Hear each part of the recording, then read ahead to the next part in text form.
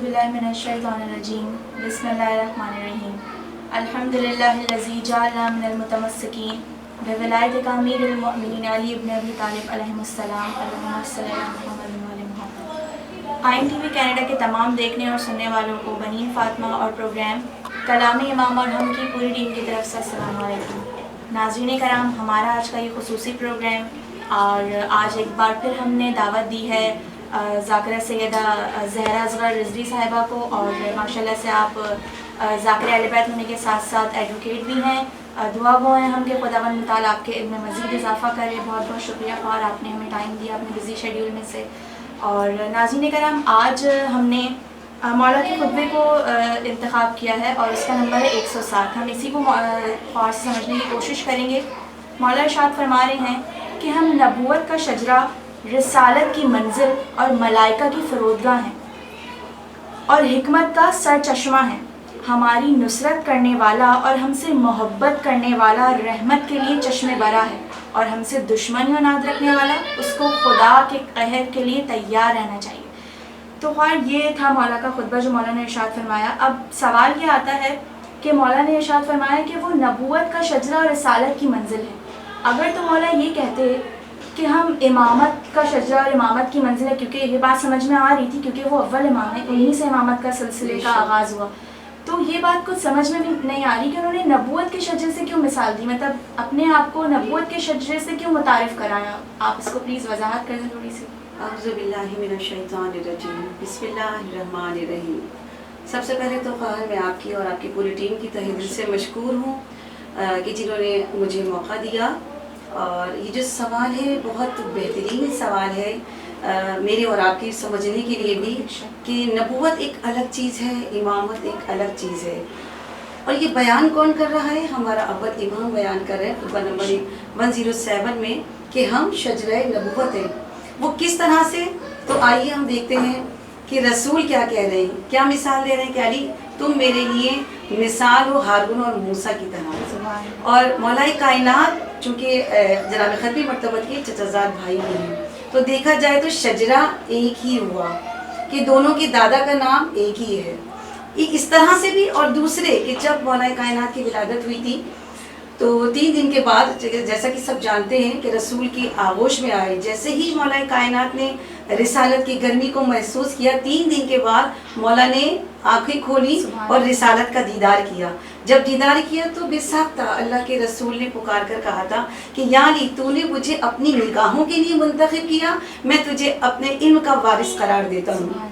तो जब वारिस का इल्म करार दिया, अहले मक्का वहाँ मौजूद थे, तमाम लोग, हुजूम था वहाँ पे। जब ये सुना तो कहा या रसूल अल्लाह, ये तो बच्चा है अभी और इसको आप अपने इल्म का वारिस करार दे रहे हैं। तो रसूल ने क्या कहा था? कहा या अली ज़रा कुछ सुनाइए। 3 दिन के बच्चे ने क्या कहा था कि या रसूलल्लाह बताइए, तौरात सुनाऊँ या ज़बूर, इंजील सुनाऊँ या कुरान, और कुरान मजीद की सूरह मोमिनून की कद अफलाहल मोमिनून के फलाह पा गए मोमिनीन।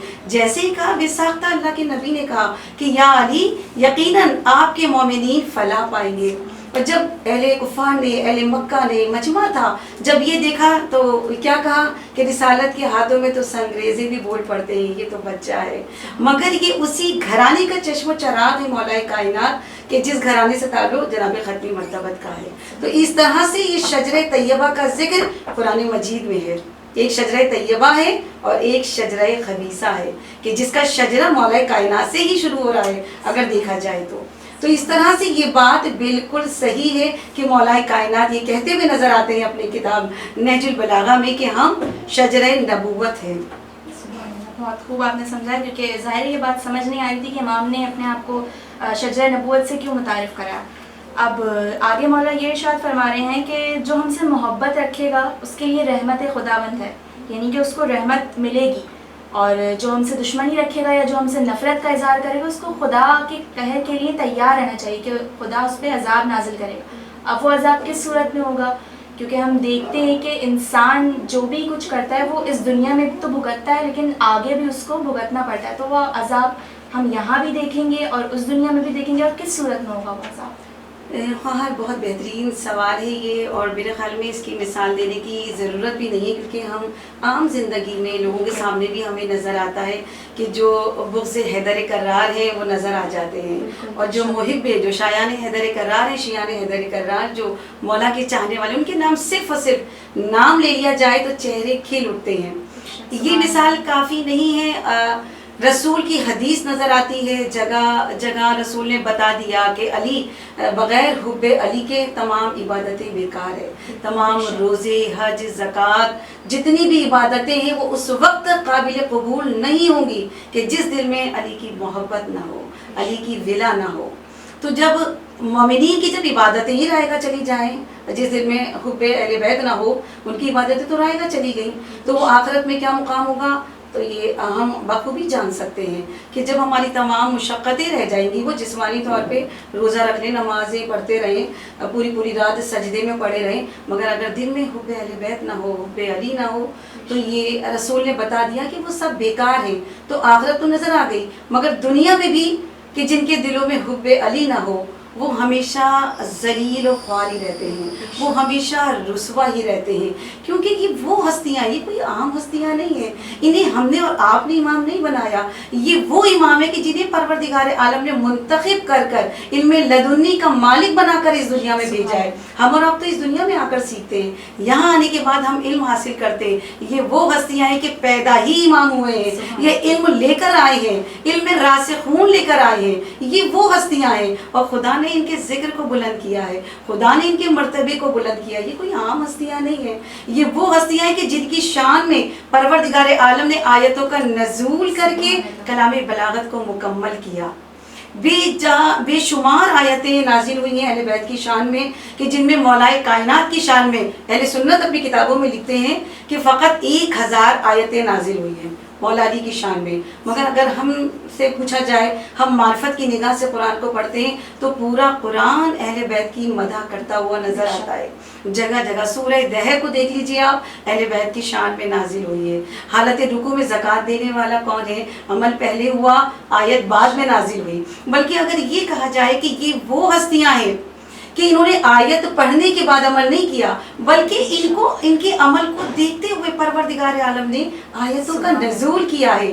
حالت رکوع میں زکوٰۃ دی، آیت قصیدہ پڑھتی ہوئی نازل ہوئی۔ شب ہجرت میں رسول کے بستر پہ پہلے علی سوئے، آیت بعد میں قصیدہ پڑھتی ہوئی نازل آئی۔ یہ ہے وہ ہستیاں، تو ان سے جو محبت رکھے گا، ان سے جو مودت رکھے گا، وہ دنیا میں بھی فلاح پائے گا اور وہ آخرت میں بھی فلاح پائے گا۔ اور چاہے وہ ہماری عبادتیں قلیل ہی کیوں نہ ہو، مگر بے حب علی وہ تمام بیکار ہو جائیں گی۔ قلیل عبادت ہو اور اگر دل میں ولائے علی ہو تو وہ قلیل عبادت بھی اجر کثیر کا درجہ رکھتی ہیں۔ اور جن کے دلوں میں محبت نہیں ہے، بغض نہیں ہے، دیکھنے کو نظر آتا ہے کہ ان کو بڑا عالیشان مرتبہ ہے، جو سمجھتے ہیں وہ، مگر کہیں نہ کہیں آپ اسی دنیا میں دیکھ لیجئے، میں نام نہیں لینا چاہتی مگر بہت بلندی پر گئے، مرتبہ پایا، مگر اسی دنیا میں ذلیل و رسوا ہوئے، اسی دنیا میں ان کو خواری ہوئی، ذلیل ہو گئے، رسوا ہو گئے، اور وہ بری طرح سے شکست بھی پائی ہے ان لوگوں نے، مگر کیا کہ پھر بھی معرفت حاصل نہ ہو سکی اور مانتے نہیں ہیں۔ اتنا بغض ہے کہ نام علی میں جب ہم کوئی بھی سورہ کا تلاوت کرتے ہیں تو آخر میں کیا کہتے ہیں؟ صدق اللہ العلی العظیم۔ یہ بغض ہی تو ہے کہ علی کو ہٹا دیا، صدق اللہ العظیم، حالانکہ علی تو خدا کا نام بھی ہے، مگر بغض کی انتہا دیکھیے کہ اس آیت میں سے علی ہٹا دیا گیا۔ یہ کیا ہے؟ مگر یہ بغض جو ان کے چہروں پہ بھی نمایاں ہوتا ہے، ان کی دنیا بھی خراب ہے اور ان کی عاقبت بھی خراب ہے۔ بے شک، بہت خوب آپ نے سمجھایا کیا کہنے۔ بے شک حب علی کے بغیر یہ دل مردہ ہے اور ہماری عبادتیں زائل ہو جائیں گی اگر ہمارا دل ہی مردہ ہوگا، اس میں امام کی محبت نہ ہو، اہل بیت کی محبت نہ ہو۔ تو ناظرین کرام، آپ نے سنا کیا خوب انداز میں قرآن نے سمجھایا کہ جو مولا نے اپنے خطبے میں ارشاد فرمایا تھا۔ اب ہم اپنے پروگرام کے دوسرے حصے کی طرف پہنچتے ہیں، جہاں ہم یہ سمجھیں گے کہ خداوند متعال مولا علی کی شان میں یا جو مولا نے خطبہ ارشاد فرمایا اس سے ریلیٹ کیا ہمیں تنبیہ کرا ہے یا کیا آیت نازل کرا ہے خداوند متعال، اور اس پہ ذرا روشنی ڈالیں۔ جی خواہر، رسول خدا نے، اور قرآن کی سورہ شورى کی آیت ہے کہ قُلْ لَا أَسْأَلُكُمْ عَلَيْهِ أَجْرًا إِلَّا الْمَوَدَّةَ فِي الْقُرْبَى، یہاں لفظ مودت کیوں استعمال کیا؟ رسول نے محبت کیوں نہیں کیا کہ میرے اقربا سے محبت کرو؟ میں اجر رسالت کچھ نہیں چاہتا سوائے اس کے کہ میرے اقربا سے مودت کرو. لفظ محبت بھی استعمال کر سکتے تھے، مگر محبت کیا ہے؟ کبھی کم ہو جاتی ہے، کبھی زیادہ ہو جاتی ہے. محبت کبھی بڑھ جاتی ہے، کبھی ختم ہو جاتی ہے. مودت کیا چیز ہے؟ آئیے میں ایک مثال دیتی ہوں. مچھلی کی مثال لے لیجئے کہ پانی اس کے لیے کیا ہے؟ یہ اس کی مودت ہے کہ مچھلی کو اگر پانی سے نکال لیا جائے تو اس کی حیات ختم ہو جاتی ہے، زندگی تمام ہو جاتی ہے. وہ پانی اس کے لیے حیات ہے. تو بس مودت کیا ہے کہ مودت بھی یہی ہونا چاہیے. رسول خدا کیا کہہ رہے ہیں کہ میں اجر رسالت کچھ نہیں چاہتا، مجھے تم سے کچھ نہیں چاہیے سوائے اس کے کہ میرے اقربا سے مودت کرو. کیا ہے مودت؟ یعنی کہ انہیں ان کی سیرت کو، ان کی تعلیمات کو اپنے اندر اس طرح سے جذب کر لو کہ تمہارے ہر عمل، ہر بات، ہر قول و فعل تعلیمات قرآن اور سیرت معصومین کے مطابق ہونا چاہیے. بے شک بہت خوب آپ نے سمجھایا، اور سمجھ میں آئی یہ بات کہ ان کی محبت کے بغیر کچھ بھی نہیں ہے ہم. ناظرین کرام، یہاں ایک وقفے کا وقت آتا ہے، ہم واپس آ کے یہیں سے کنٹینیو کریں گے. السلام علیکم.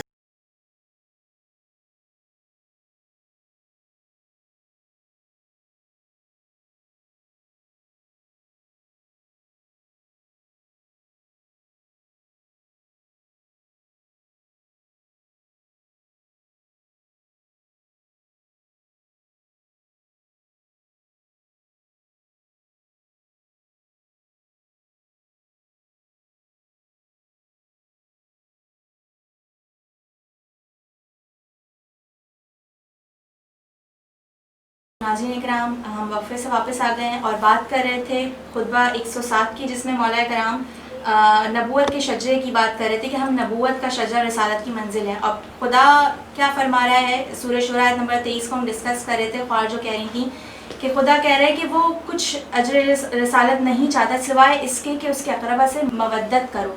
تو اسی پہ ہم ڈسکس کر رہے تھے. خوار آپ آگے بڑھیں. یہ بظاہر ایک چھوٹا سا جملہ ہے، مگر اس میں میسج بہت بڑا ہے. اس میں ایک فلسفہ چھپا ہوا ہے کہ رسول جانتے تھے کہ کیا ہونے والا ہے. تو رسول سمجھانا چاہتے تھے، دیکھو میرا اجر، مجھ سے محبت کرتے ہو، مجھ سے پیار کرتے ہو، میں تمہارے طرف خدا کی حجت ہوں، میں رسول ہوں. صحابی بھی تھے، اقربا بھی تھے، دوست بھی تھے. کیا سمجھایا کہ دیکھو تم مجھ سے پیار کرتے ہو، مگر مجھے اجر رسالت کچھ نہیں چاہیے سوائے اس کے کہ میرے اقربا سے مودت کرو. کیا مودت کرو؟ اب ہم دیکھتے ہیں کہ جیسے ہی رسول نے اس دنیا سے پردہ فرمایا اور اس امت نے کیا خوب اجر رسالت ادا کیا کہ رسول کی شہادت کے بعد کہ بی بی یہ کہتی ہوئی نظر آ رہی ہے کہ سبت علیہ، کہ یہ بابا آپ کے بعد اتنے مصائب ٹوٹے کہ اگر پہاڑ پہ پڑتے تو پہاڑ ریزہ ریزہ ہو جاتا. کون کہہ رہا ہے؟ خاتون جنت کہہ رہی ہے کہ اگر دن پر پڑتے تو دن سیاہی میں بدل جاتا. یہ بی بی کی شہادت کب ہوئی ہے؟ رسول کی شہادت سے لے کر بی بی کی شہادت میں کتنے دن ہیں؟ کہیں کتابوں میں لکھا ہے کہ 95 دن اور کہیں ہے 75 دن. کتنا مختصر سا وقت ہے، مگر بی بی کیا کہتی بھی نظر آ رہی ہے؟ سبت علیہ، یہ اجر رسالت دیا. اور تمام کتابوں میں موجود ہے، تاریخ گواہ ہے کہ بی بی پر جلتا ہوا در گرایا گیا، محسن شہید ہو گیا. یہ کوئی معمولی بات ہے؟ کون؟ رسول کی دختر جو کہ سیدۃ النساء العالمین ہے، کہ جن کے لیے رسول نے خدا نے کہا کہ فاطمہ میرے جگر کا ٹکڑا ہے، وہ بی بی کہتی ہوئی نظر آ رہی ہے. فقط 75 دنوں کے اندر ایسے کون سے مصائب ٹوٹے کہ بی بی کو یہ کہنا پڑا؟ اللہ اکبر. جب سوچتے ہیں تو روح کانپ جاتی ہے کہ رسول نے ایک میسج دیا تھا، اس میسج کو سنے ہوئے وہ لوگ موجود ہیں جنہوں نے رسول کا دیدار کیا، وہ لوگ موجود ہیں کہ جنہوں نے رسول کے ساتھ صحبت اختیار کی، جنہوں نے اتنا ٹائم پیریڈ گزارا، مگر رسول کے بعد اتنے مصائب ٹوٹے کہ بی بی کو کہنا پڑا. بی بی کی انتہا ہے مصائب کی کہ بی بی کہتی بھی نظر آتی کہ بابا آپ کے مرنے کے بعد مجھے رونے کی اجازت نہیں ملی. کتابوں میں موجود ہے، تاریخ گواہ ہے کہ کہاں جاتی تھی بی بی. بی بی مدینہ چھوڑ کے دور بیابان میں مولا نے ایک جگہ بنائی تھی، بیت الحزن جسے کہا جاتا ہے. وہاں جا کے بی بی اپنے بابا کو یاد کر کے رویا کرتی تھی. فقط بابا کو یاد کر کے نہیں روتی تھی، وہ روتی اس لیے تھی کہ لوگ دستور ہے، شریعت کا دستور ہے. اور شریعت کس گھرانے سے نکلی ہے، شریعت سکھائی کس نے ہے؟ اسی کی دختر پہ، انہی کی بیٹی پر اتنے مصائب ٹوٹے کہ جب ہمارے گھروں میں کوئی بھی اللہ نہ کرے جنازہ ہوتا ہے تو لوگ آتے ہیں تعزیت کے لیے. کوئی یہ نہیں دیکھتا کہ مسلمان ہے تو تبھی جائیں گے. کوئی بھی ہو ہمارا پڑوسی، کافر ہو، یہودی ہو، عیسائی ہو، خدا نہ کرے کسی گھر میں جنازہ ہے تو ہمارا آپ کا کیا فرض ہے؟ ہماری شریعت نے ہمیں سکھایا کہ ہم وہاں جائیں، تعزیت کریں، یتیموں کے سر پر ہاتھ رکھیں. مگر ایسا کیا ہوا کہ شہزادی یہ کہتی ہوئی نظر آ رہی ہے کہ کوئی مجھے پرسہ دینے نہیں آیا. یہ کتنا بڑا ظلم ہے. اور کیا بیوی کے جو جن پر آیت تطہیر نازل ہوئی ہے کہ کیا وہ اتنی اس طرح سے رو رہی تھی بابا سے بلند کہ ان کی آوازیں نامحرموں تک جاتی تھی؟ وجہ کیا تھی؟ وجہ یہ تھی کہ جب بیوی کرایا کرتی تھی، رویا کرتی تھی تو مدینے میں زلزلہ آیا کرتا تھا اور لوگ گھبرا کے اپنے گھروں سے باہر آ جایا کرتے تھے اور کہتے تھے کہ یا علی بیوی سے کہیے کہ اتنا نہ رویا کرے، ہمارے بچے خوفزدہ ہو جاتے ہیں. اب زلزلہ آنا ہے کس وجہ سے آ رہا ہے؟ کہ رسول کی دختر پریشان ہے، کہ رسول کی وہ بیٹی کہ جسے رسول نے کہا کہ فاطمہ میرے جگر کا ٹکڑا ہے، کہ جب وہ روتی ہے، پریشان ہوتی ہے، زمین پہ زلزلہ آتا ہے، آسمان گریا کرتا ہے، ایک نشانی ان کے سامنے موجود تھی مگر پھر بھی غفلت کا شکار تھے. اور رسول کے اس میسج کو بھلا دیا کہ رسول نے کیا کہا تھا؟ مجھے کچھ نہیں چاہیے سوائے اس کے کہ میرے اقربا سے مودت کرو. بہت خوب آپ نے سمجھایا، کیونکہ ظاہر بیوی میں بہت مظالم اٹھائے گئے رسول کی وفات کے بعد. ناظرین کرام، آپ نے سنا اور سمجھا، بہت عمدہ طریقے سے خوار نے ہمیں سمجھایا اس خطبے کو. اب ہم چلتے ہیں اپنے پروگرام کے تیسرے حصے کی طرف. ان تمام باتوں ہم نے یقیناً میسج تو کنوے انہوں نے ہمیں کر دیا، لیکن اب نتیجہ فکر کیا نکلتا ہے؟ ہم اپنی زندگیوں پر کس طریقے سے اس میسج کو لاگو کریں، ہمیں کیا پریکٹس کرنی چاہیے، کیا پریکاشنز استعمال کرنے چاہیے، اپلائی کرنے چاہیے کہ ہم اپنی زندگیوں پر اس کو لاگو کر سکیں. پلیز اس کو وضاحت کریں. ہاں دیکھیے، قرآن کی آیتیں لے لیں یا مولا کا یہ خطبہ اٹھا کے ہم دیکھیں، ان تمام باتوں سے ایک ہی میسج ہمیں ملتا ہے کہ جو اللہ چاہتا ہے وہی اللہ کا رسول چاہتا ہے، جو اللہ کا رسول چاہتا ہے وہی ائمہ چاہتے ہیں. اس سے تو چاہتے کیا ہے کہ مودت کرو. اجر رسالت کیا ہے؟ اقربا سے مودت ہے. یہ مودت کیا ہے؟ کہ صرف یہ نہیں کہ دل میں محبت ہو، یہ کافی نہیں ہے. کافی کیا ہے کہ اللہ نے جو بتا دیا احکام شریعت کیا ہے کہ محرمات سے دوری اختیار کرو، واجبات کی ادائیگی کرو، کہ جنہیں اللہ نے کہا ہے کہ انہیں ادا کرو وہ اعمال جو ہمیں انجام دینے چاہیے ان کی انجام دہی میں کوتاہی نہ کرو. اور جن سے کاموں سے، جن اعمال کو انجام دینے کے لیے منع کیا گیا ہے، قرآن میں واضح طور پر لکھ دیا گیا ہے، بتا دیا گیا ہے کہ شراب حرام ہے، یہ حرام ہے، یہ بری چیز ہے، ان سے کنارہ کشی اختیار کی جائے، اسے کہتے ہیں اصل مودت. یہاں پہ ہم ایک بات اور میں واضح کرتی چلوں کہ جب یہ بات آتی ہے نا تو ہم کہتے ہیں کہ عمل میں، جب عمل کی بات آتی ہے کہاں وہ ہستیاں اور کہاں ہم، اور جب جنت کی بات آتی ہے تو ہم کہتے ہیں کہ جہاں وہ ہستیاں ہوں اور مولا ہمیں بھی وہیں پہ بلائیں انشاءاللہ. مگر اس کے لیے عمل ضروری ہے. اب ایک چھوٹی سی بات یہ ہے کہ یہ ہستیاں کوئی عام ہستیاں نہیں ہیں کہ جن کے اعزاز میں حدیث قصہ نازل ہوئی ہے کہ جن کے لیے پروردگار عالم نے نہ صرف جنت سجائی بلکہ پوری کائنات کو سجایا ہے. ان کے اعزاز میں یہ زمین بچھائی، خوبصورت آسمان ہے، سورج چاند ستارے. مگر ان ہستیوں کا کردار کیا نظر آتا ہے ہمیں اور آپ کو؟ کہ مسلسل عبادت میں نظر آتے ہیں، روزے سے ہے، اقربا پروری بھی ہے، یتیموں کا خیال بھی ہے. کس طرح سے کر رہے ہیں؟ زکوٰۃ بھی دے رہے ہیں، خیرات بھی کر رہے ہیں. دسترخوان کتنے مشہور ہیں کہ اس گھرانے سے ہمیں سخاوت کا درس مل رہا ہے، اس گھرانے سے ہمیں شجاعت کا درس مل رہا ہے، اس گھرانے سے ہمیں علم کے موتی مل رہے ہیں، اس گھرانے سے ہمیں سب کچھ مل رہا ہے. مگر ہمارے ہاں، ہمارے آپ کے کرداروں میں کیا ان چیزوں کی جھلک ہے؟ آج ماہ رمضان کے یہ جو ایام ہیں ان میں ہم اور آپ کا طریقہ کیا ہونا چاہیے کہ ہم زیادہ سے زیادہ دوسرے لوگوں کی بھی فکر کریں، اپنے ساتھ ہم ان کا بھی خیال کریں. صرف نماز روزہ کافی نہیں ہے، نماز روزہ اپنی جگہ ہے، وہ عبادتیں اپنی جگہ ہے، مگر ان کے ساتھ اس گھرانے نے جو سکھایا کہ اپنے قاتلوں کو بھی شربت پلا رہے ہیں. چوتھے امام کے جو اپنے کڑیل جوان کے قاتل کو جانتے پہچانتے ہیں، اس کی تواضع کر رہے ہیں. اتنی تواضع کی کہ وہ ایک مرتبہ سر جھکا کے کہتا ہے کہ شاید مولا آپ نے مجھے پہچانا نہیں. تو چوتھے امام نے کیا کہا؟ اللہ اکبر، کہ میں کیسے بھول سکتا ہوں کہ تو میرے کڑیل جوان علی اکبر کا قاتل ہے. وہ لرزنے لگا مولا نے کیا کیا؟ اسے پناہ بھی دی، وہ مسافر تھا، اسے پناہ بھی دی، غذا بھی دی، اس کی خواتین کو مستورات کو حجابوں میں رکھا، کتنا اہتمام کیا مولا نے. یہ کوئی عام بات نہیں ہے. ہم مولا کے چاہنے والے ہیں، ہم کس کی پیروی کر رہے ہیں؟ میرے اور آپ کے کرداروں میں اہل بیت کے کردار کی جھلک نظر آنی چاہیے، اور ہمیں تربیت کرنے کے لیے اس سے بہتر کوئی اور موقع نہیں ملے گا. اس رمضان سے بہتر کوئی اور دن ہو ہی نہیں سکتے. اگر میں اور آپ چاہتے ہیں کہ ہم اپنی کردار سازی کریں، بالکل ایسے کریں کہ جیسے ہمارا امام چاہتا ہے. بہت خوب انداز میں آپ نے سمجھایا. باہر ساری بات کلیئر ہو گئی کہ ساری بات ہے نفس کو قابو کرنے کی، کہ اگر ہم نفس پہ قابو کر کے مولا کی بتائی ہوئی تعلیمات پہ عمل کریں اور عمل پیرا ہوں تو ہم بالکل ان کے چاہنے والوں میں ہو سکتے ہیں کہ جیسا وہ چاہتے ہیں کہ میرا چاہنے والا جیسا ہو. ناظرین کرام، یہاں ہمارے پروگرام کا وقت اختتام کی طرف پہنچتا ہے، اور ہم قوار کے بہت شکر گزار ہیں کہ انہوں نے ہمیں پھر اتنا اچھا موقع دیا اور اپنے علم سے ہمیں فیضیاب کیا. ہم بہت شکر گزار ہیں قوار کے. اور نیکسٹ شو میں ہم مولا کی نئے قول، نئی نصیحت یا خطبے کے ساتھ حاضر ہوں گے. اور آج کے اس پروگرام کے فیڈ بیک سے ہمیں ضرور آگاہ کیے گا. اللہ حافظ. وآخر دعوانا